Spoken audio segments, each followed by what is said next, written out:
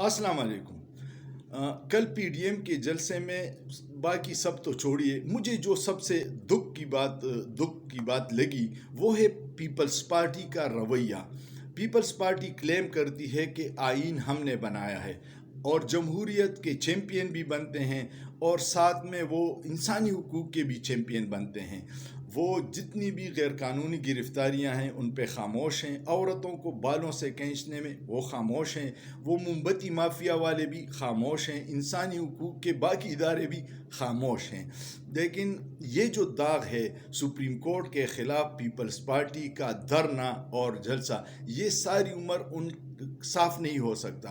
اس طرح صاف نہیں ہوگا جس طرح ذوالفقار علی بھٹو ایک ڈکٹیٹر جنرل ایوب کا وزیر خارجہ تھا، تو یہ دو داغ ہمیشہ پیپلز پارٹی اور بلاول کے کندھوں پہ ہوں گی، اور اس کے ماتھے پہ یہ کالک لکھی جائے گی کہ ایک تو یہ اپنے ماں کے قاتلوں کے وارثوں کے ساتھ وزیر خارجہ ہے، اور دوسرا اس نے سپریم کورٹ کے خلاف احتجاج کیا تھا اور دھرنا دیا تھا۔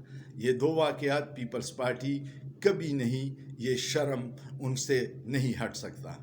سوچئے، سوچنا جرم نہیں ہے۔